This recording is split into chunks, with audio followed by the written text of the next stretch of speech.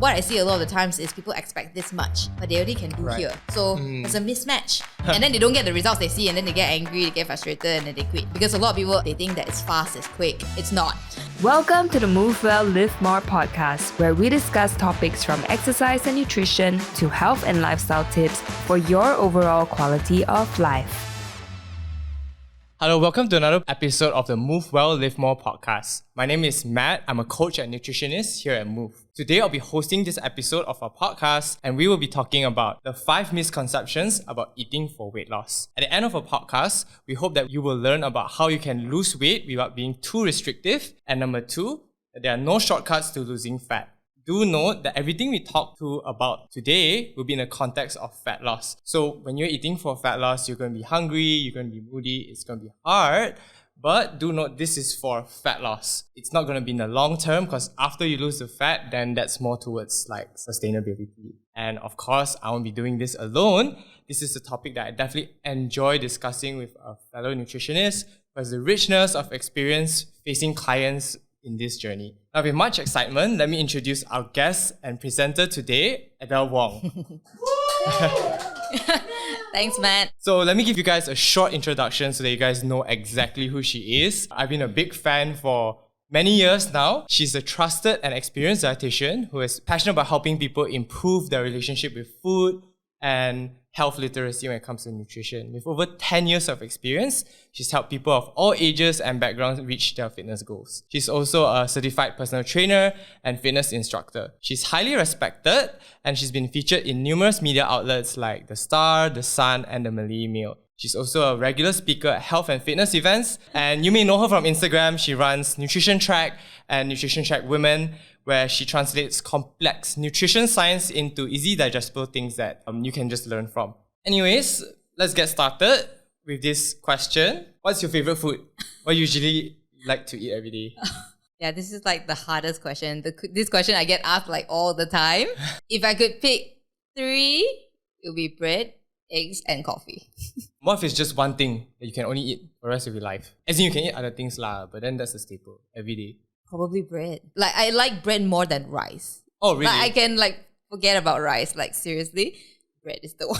Okay. So on your website, you mentioned that one of the things that got you into doing nutrition and dietetics was that you felt like there was a lack of focus or was neglected in the local fitness industry. Why did you feel like that? Okay, so this is in the context of like a few years ago, where during the time where I was actively like competing in running, and most of the talk was around like training. Like what we need to do, we need to train hard and things like that, but not so much of like the nutrition side of things or even other aspects of it. So I just thought like, this like something that's missing, needs more talk. Yeah, and that's why I went more into it. But of course, fast forward to now, it's definitely a lot better, a lot more awareness. And I even see clients who are triathletes, runners, who are wanting to know how nutrition can improve their performance further. Yeah, so definitely a very good improvement since last then. time, right? Yeah. Because I think a lot of people, like, when they look at nutrition, just like weight loss, right? Yeah, I get Like- definitely. I think even one time I heard, like when I was doing a consult, right, there was this guy who was overweight, and then he just saw someone else getting coaching, and she was, I would say maybe skinny and good shape, and he was like, hey, why does she need coaching? Yeah. She's so fit already. Yeah. So that's like, the talk is always like, if I pay attention to my nutrition, it means fat loss, which is not always the case. Yeah. So back then, when you were running, did you also like doubt in your nutrition? I mean, like, how did it help your running? Did you feel like underfueled before, and then suddenly, oh wow? I was the process like? certainly probably underfueling earlier years, and then paid more attention. But of course, back then I haven't even gone into my masters yet, so it was more like trial and error. I tried a lot of different things, tried a lot of different diets. Okay. Yeah, dabble around with that kind of thing a bit, but definitely I can see the difference between paying attention and not paying attention. That's definitely.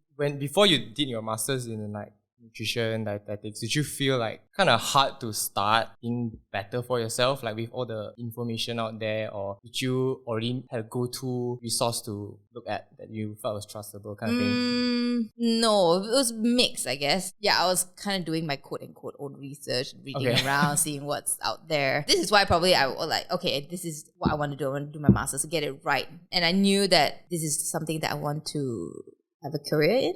as well. Okay. Yeah, so that's why I just went for it. I think similar for me, when I first started off, I just like did my own research. Yeah. But maybe our starting points were very different. Like when I did my own research, I was like, oh wow, try everything, like vegan, keto, everything. So I think that was very hard for me. There was so much out there. So that's why I decided just to pursue my degree. And Yeah, masters in similarly, nutrition. well, it's very overwhelming now. But unfortunately, not everyone can pursue a Yeah. degree in nutrition or dietetics. So I guess that brings us to our topic today. I think we can both agree one of the hardest things about eating healthy would be just the amount of misconceptions out there. And sometimes that can deter people about from even just starting. Yeah. Or maybe people who Absolutely. started and then just get demotivated Yeah, along the way. So maybe we can just jump into our topic today, the 5 misconceptions about weight loss. And misconception or myth number 1 would be that carbohydrates are the enemy of weight loss.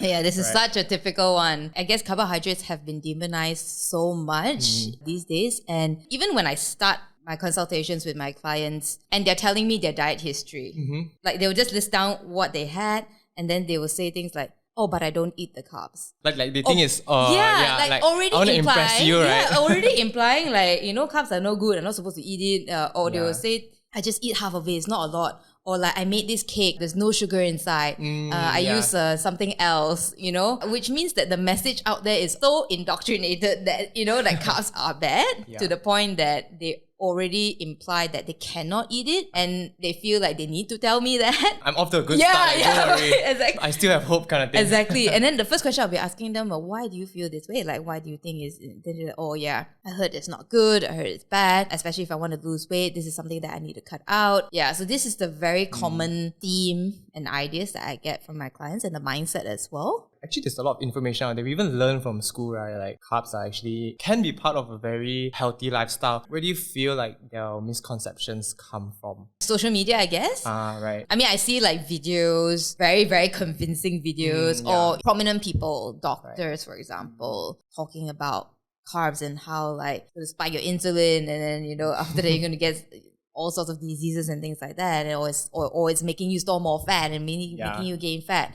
So there's a lot of fear around it, I guess. Yeah, I guess these are all like the messages like generally out there. Yeah, and I guess sometimes when you see it, like you kind of know like a certain thing, but then someone like a doctor or someone who's really big, exactly, and then has like 1 million like followers and likes, you're just like, oh, question myself.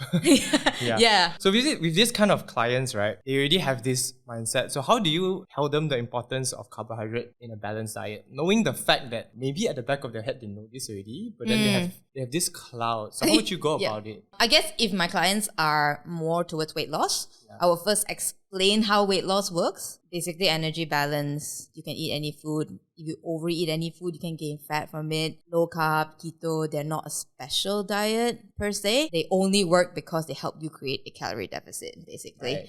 So I always give the example like, okay, so if you cut out all your sugar, all your carbs from your diet today, but you overeat the other nutrients or other foods, you're still not going to lose fat. So, and some of them, they do get surprised by this as well. So so I explain that first, and I'll also explain that there's no such thing as a fattening food.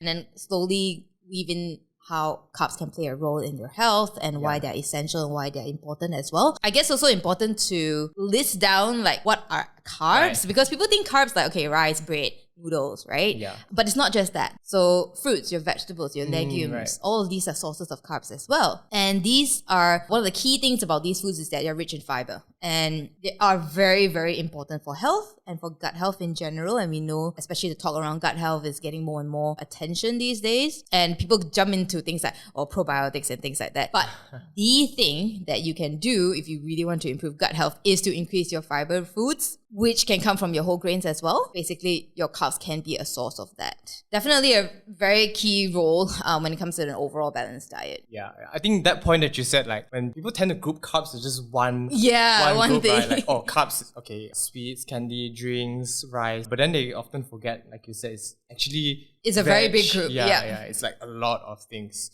In that sense, how would you like educate them on like better carb choices? In a sense where the refined versus complex, like how do you go about this with people who think this way? Like, it's one group, how do you remove that misconception? So when it comes to carbs, I guess it's about first getting them to pick better choices. So as you mentioned, like refined versus whole grains. So that would probably mean like, instead of white rice, switch to brown rice, or instead of white bread, switch to whole grain bread. Or it's same for like noodles, it's like whole grain options as well. So think about how they can include more of these better carb options. Yeah, so that's the first, make the switch. And then of course the next one would be, if fat loss is the goal, then the amount is going to be key. Like portion control. Obviously, everyone has different needs. So how much carbs someone needs is going to be different from another person, especially if that person is very active. Adjusting to get the right amount would definitely be very, very important. But I guess sometimes you still get this like group of people who like to say like, oh, carbs are technically not an essential nutrient. So how would you go about this? Give some clarity for this. Well, it's true. Carbs are not essential. You don't need carbs to live. But there's a difference between surviving and thriving. Okay, so yes, you can survive without carbs, but are you going to thrive in other areas? Are you going to be able to perform? Are you going to be able to exercise? Are you going to be able to lift heavier, run faster? That's the question. And of course, do you really want a life without carbs, right? So may not be essential, but definitely can add a lot to your life. Right. Yeah.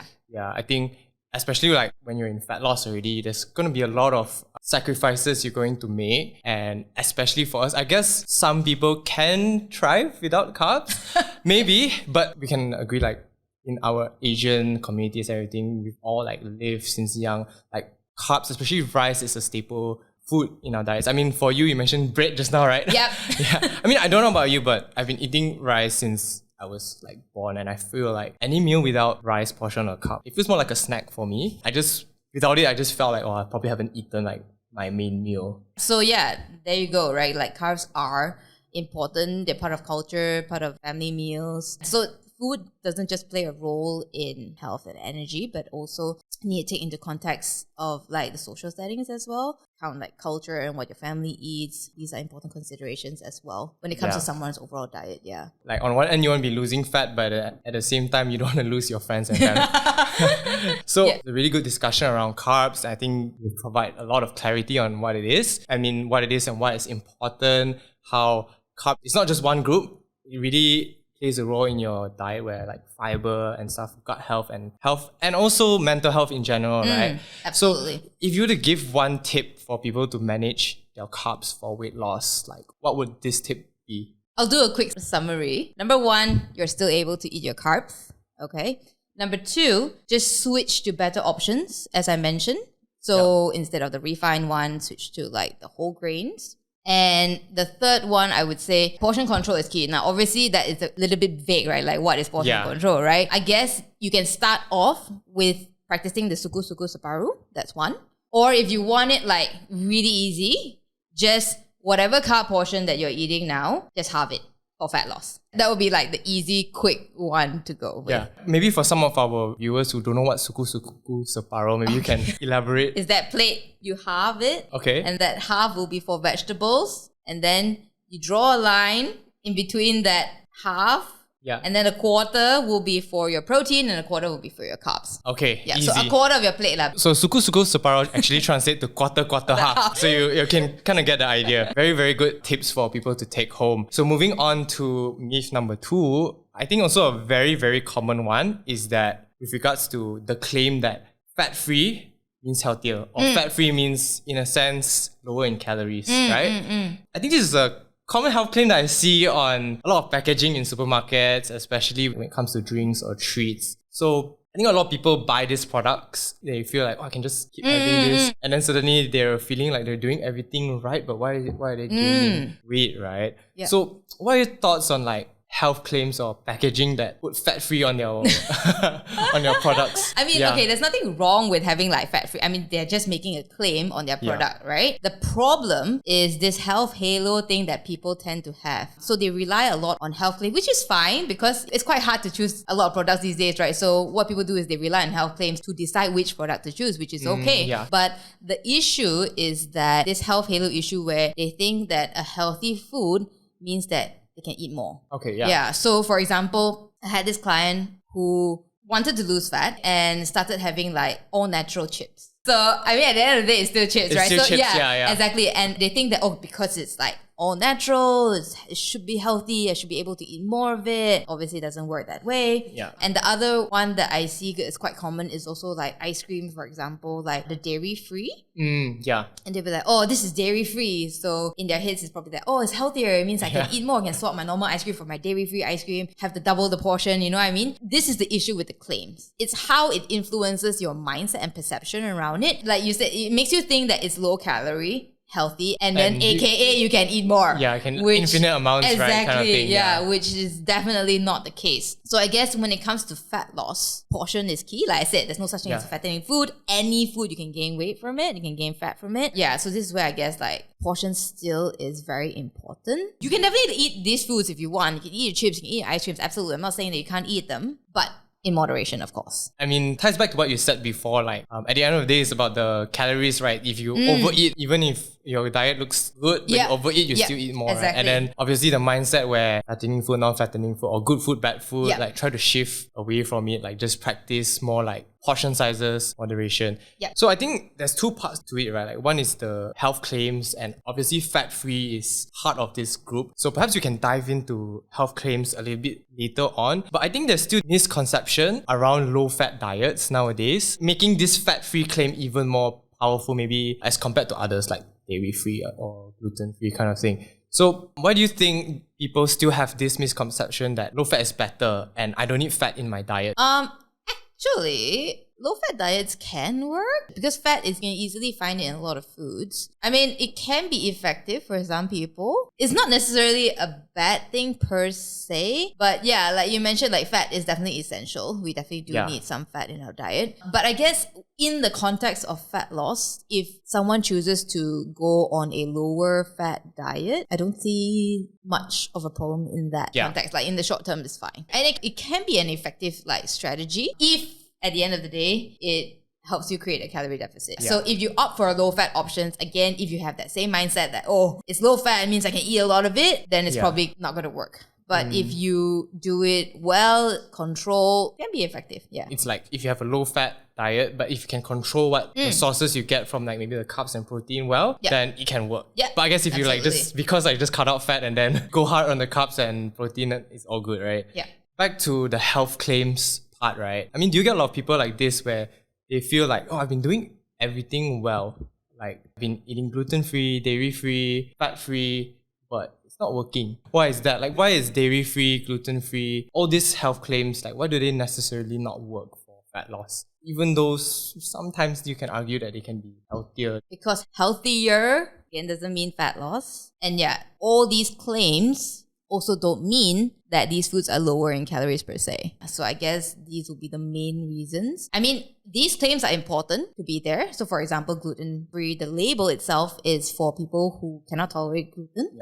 Dairy-free, some people cannot tolerate dairy as well. But a lot of people think it's related more towards like health and fat loss. Like when they see the word free, like, oh, it's free or something. It should be good.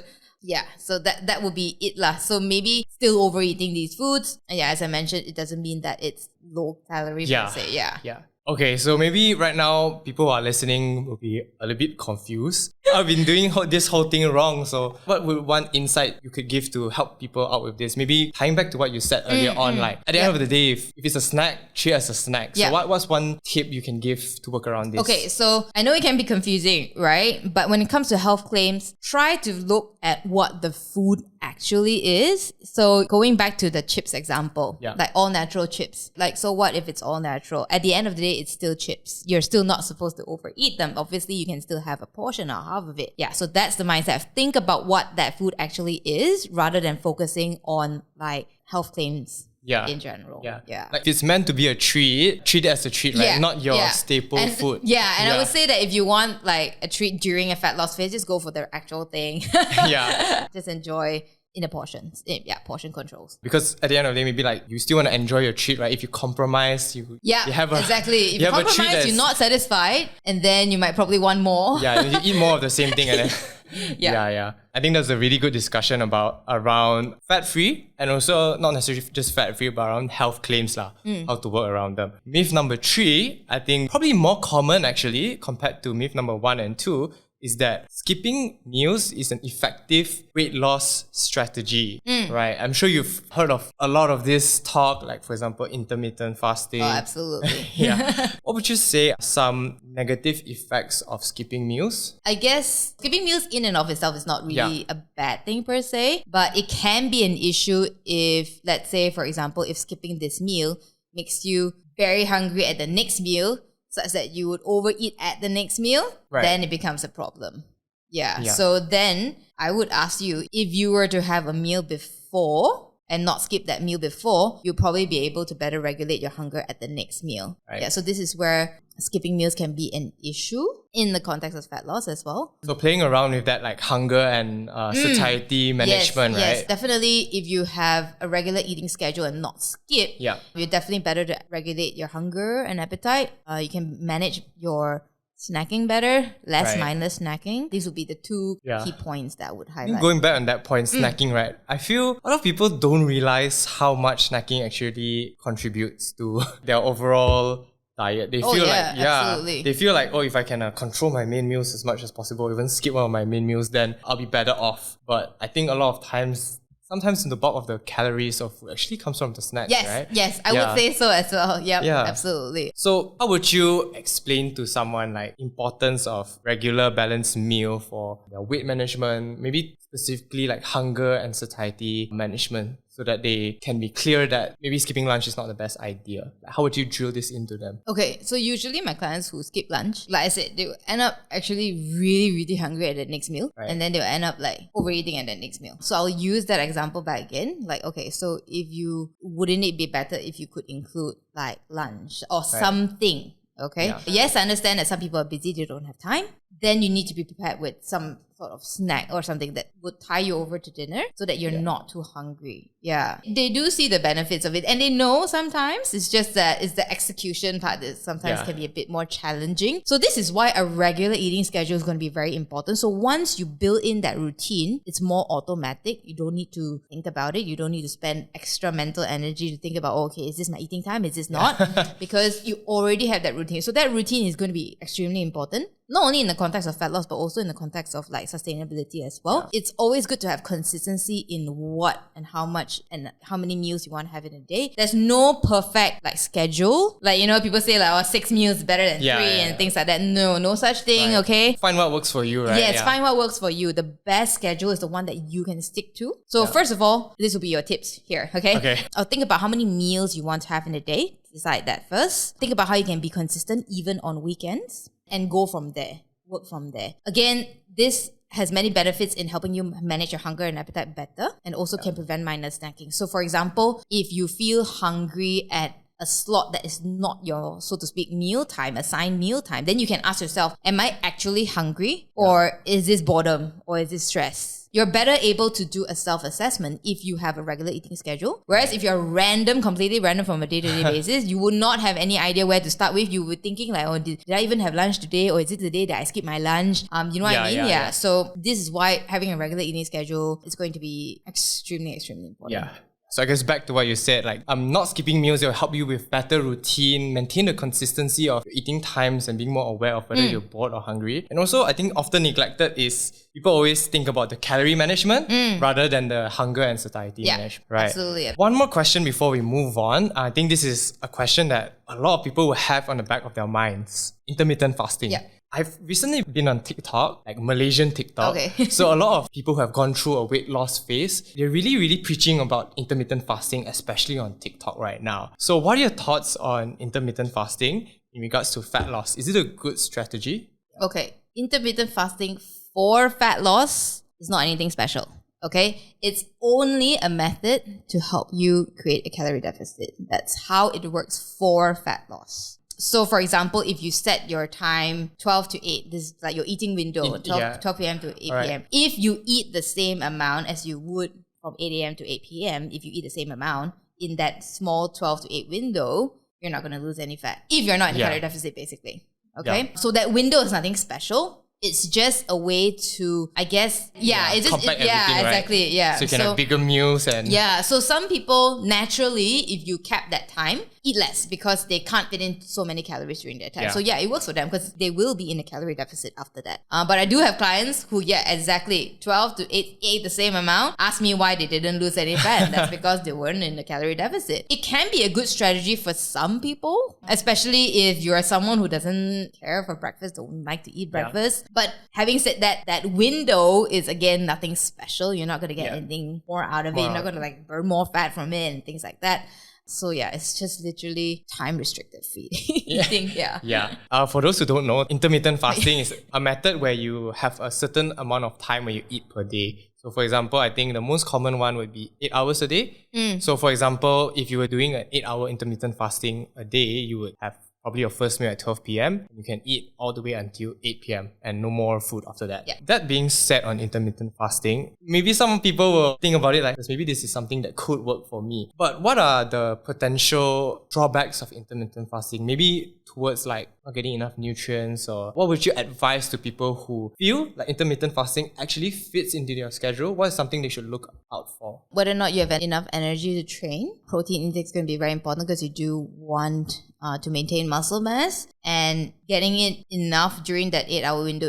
Are you able to fit all of that in? Right. So these are some considerations along with that hunger and appetite thing. Right. So I think when more people take these things into consideration, it might not work out, but it may. It may. Yeah. So a good discussion around skipping meals and everything. So let's move on to all calories are equal for fat loss. What do you think about this? Like, are all calories equal? Like, can we technically just eat less than we burn and then everything's all good? Yeah, technically you can do that. So a calorie is a calorie. It's same, but different foods have different effects on our bodies. So for example, if you were to have 2 bowls here of 500 calories each, one is chips and one is broccoli, right? Now, obviously, you can polish off the chips, but you would struggle to eat the broccoli because broccoli is high in fiber, high in volume. It's very difficult to overeat. It doesn't taste as nice as well. Smart to say that. So you're going to struggle with that. So both is 500 calories, right? But consumption-wise, you probably cannot even finish the broccoli. So you're probably not going to be able to have 500 calories worth of broccoli. But the chips, you can easily like devour the whole thing. So this is where the different, like both, same calories, but this is where it will have a different effect in your body. And when you are in a calorie deficit, which is absolutely key for fat loss, hunger is inevitable. There will be some form of hunger. So this is why hunger management during a calorie deficit is going to be extremely, extremely important. So this is why you want to look at your food quality as well. Like, what are you actually eating? Yes, you can just count calories, but at the end of the day, you're probably going to feel really terrible if you're not like paying attention to where those calories are coming from. And obviously, from a health standpoint as well, you obviously want to include like nutritious foods for the nutrients. So it's not just about calories, right? Yeah. So you can fit everything inside. Yeah, and of course, I'm sure you're going to incorporate like exercise as well. So you want to recover better. So this is where food quality is going to play a role in proper recovery so you can train better, train harder. Yes, calories important, but both. Yeah. Finding a balance, right? Finding a balance, Actually, it's very similar to the last myth where we discussed, where it's not just about calorie management, it's also about hunger and satiety management, absolutely. Right? Yeah.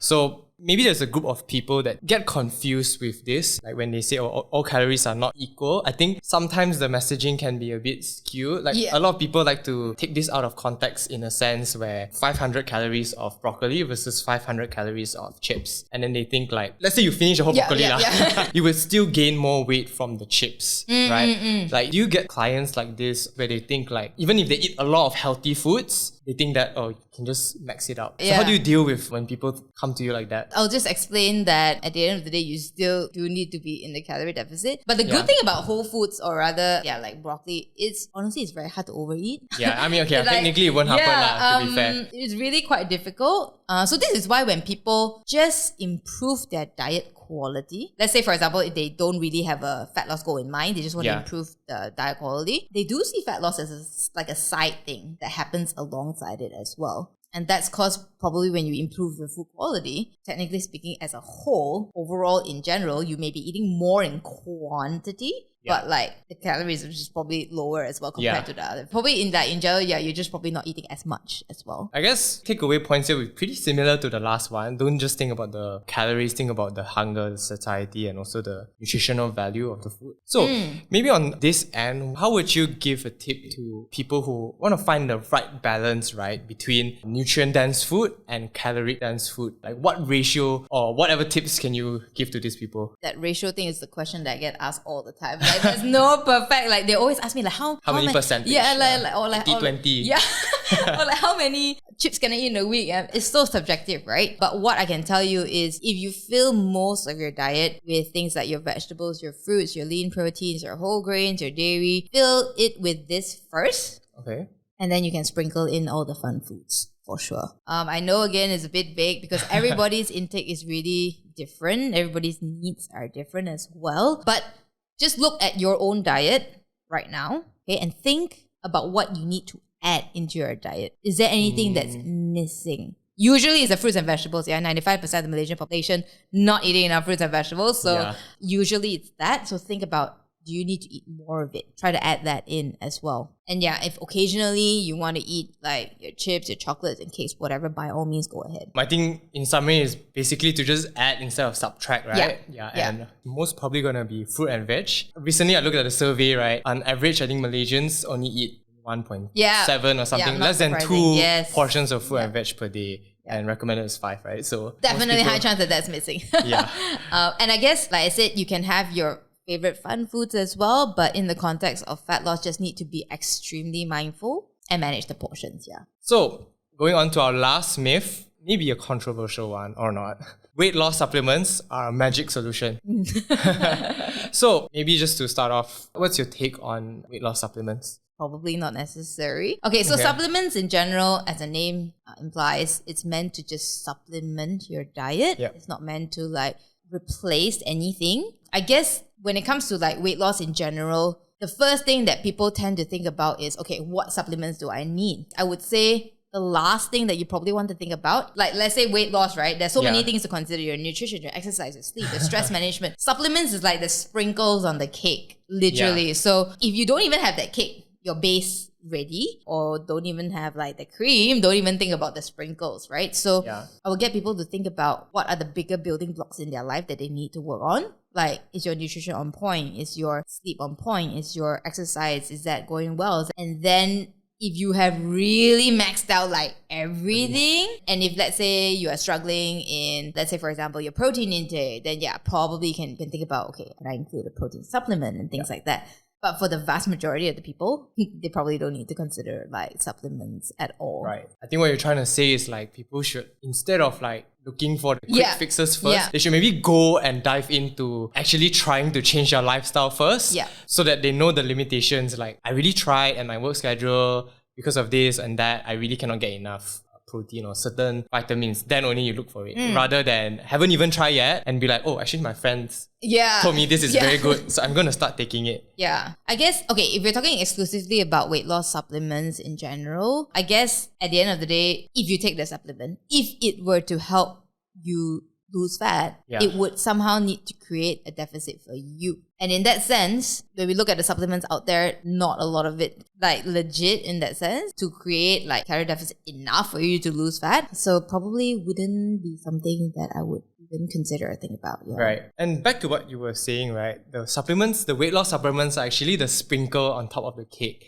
But I think a lot of people, they treat the supplements as if the base of the cake. Exactly. So do you have any experiences with clients or people you work with coming into you and then having this mindset that I cannot remove this weight loss supplement, otherwise my whole routine will go to ashes or whatever? So maybe you could explain one scenario or story that how you managed to change this person's mindset. I always use analogy of like a broken car. You're putting fuel in a broken car. The car is broken and it won't move, right? So that's kind of what you're doing if you're not like fixing the actual problem and you're just sprinkling all of these things on top. Again, depends on what supplements we're talking about here. Supplements is a big like group. Like there are supplements that can be helpful along your journey, your fat loss journey. There are probably multiple supplements that can be helpful. But as I mentioned, it really depends on the person and looking at what else you need to work on. Are there bigger building blocks that you can focus and work on first before jumping into any of these?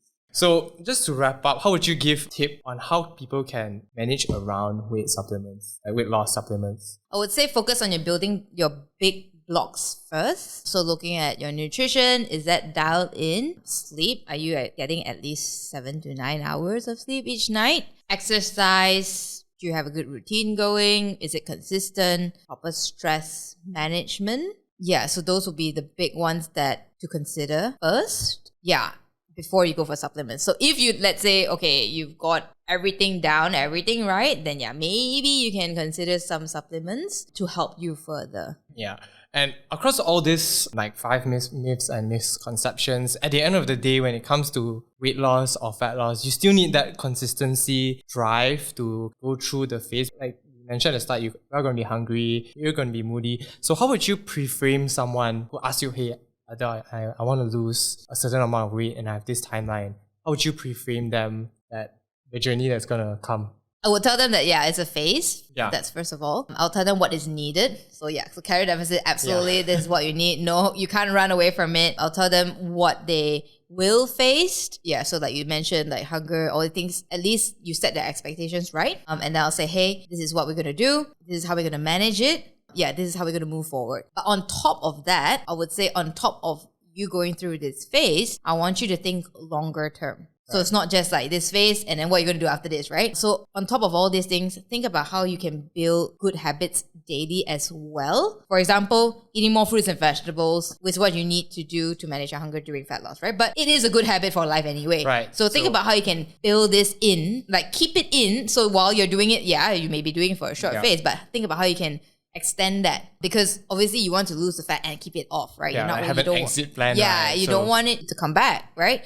So your way of eating like this pattern is going to be your new way forward, especially the habits that you're going to put into place. So those are the things that I would get them to like focus on as well on their fat loss journey. I hope that everyone has got so much value from everything that we've discussed today. I definitely enjoyed this conversation. Me too. So just to sort of a wrap up, let's go through the tips and pointers. Because at the end of the day, I think people listening to this, they kind of want to remember stuff that they can take home. So let's refresh, like maybe the tip for the carbs, having portion control, maybe half your carbs or suku-suku separo. Switching to whole grains. Yes. Choosing better carb options. Carbs are not bad, you can still eat them. And then for managing health claims, focus on the actual food, right? Yeah. Rather than the health claim. Yeah. So if it's a snack, it's a snack. Yeah, treat it as a snack. And then skipping meals. Try to have a regular eating routine, however that looks like for you, and try to be consistent with that.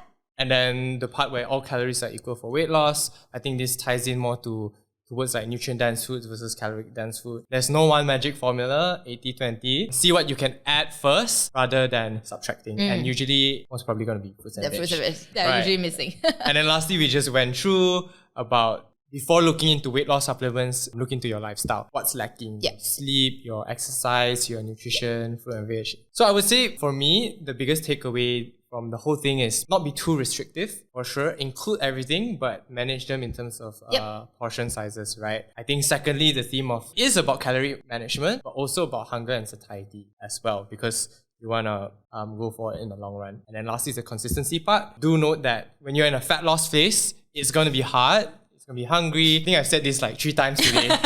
Yeah, you're going to be hungry, you're going to be moody. But do note it's just for the fat loss phase. And see what are the good habits that you've built in. So you have an exit strategy. Absolutely. Let's say you are here, your eating was here. And then for the fat loss phase, you improve so much and you're around here like in terms of calorie wise. And then after you return back here, you kind of want to find a middle ground so you keep the fat off, right? So anything you want to say to our audience before closing this episode? I do want to touch on a little bit on the mindset part, which is really extremely important to have the right mindset if you're going into fat loss. Because what I find is that, first of all, some people don't have the right mindset going into it. They're doing it for the wrong reasons and things like that. So really think about what is your goal. Think about your values as well. If you want to go into a fat loss phase, really think about, like I said, the goals and expectations and what you can actually do. Because what I see a lot of the times is people expect this much, but they only can do here. So there's a mismatch. And they think they're doing a lot, but it's actually not very a lot. And then they don't get the results they see, and then they get angry, they get frustrated, and then they quit. But it's just a matter of like managing expectations. Because a lot of people, I guess, with the media as well, they think that it's fast, it's quick. It's not, okay? Right. It's a long journey. Yeah, so setting that right mindset is going to be extremely important to help you in your journey. And specifically when it comes to nutrition, not having that restrictive mindset is again going to be extremely important because your mindset actually can drive eating behavior. So having the right mindset around food is going to be important because that, again, as I mentioned, it can drive like food choice or food amount in general. So, and of course, when I say not having a restrictive mindset doesn't mean that you can just eat whatever you want, right? But we still need to be mindful and all of that. But not being restrictive in the first place is going to be a very good start already. I really love what you said at the start, understanding why you want to go on this journey. Yes, because absolutely. It's not going to be easy, right? Yeah. Like, even just making changes to your life, simple changes, like even just like having breakfast every morning, it can be something tough for a lot of people. So I guess once you understand why you want to do it, then it's a lot easier to shift your mindset towards something like everything we've just discussed today. So thank you so much, Adele, for joining us today on this Thanks for podcast. having We're me. so honored to have you. And also thank you all for listening. We hope this empowers you to move well, live more, and eat better. And if you enjoyed this episode, please help us to reach more listeners by sharing this on your socials. If you got a question for us or a topic you'd like for us to see covered, slide a DM into our Instagram at Move Private Fitness, and we will see what we can do. Join us next time for more practical lessons and inspiration to help you improve your overall quality of life. In the meantime, keep moving well, feeling well, and living more. See you. See you.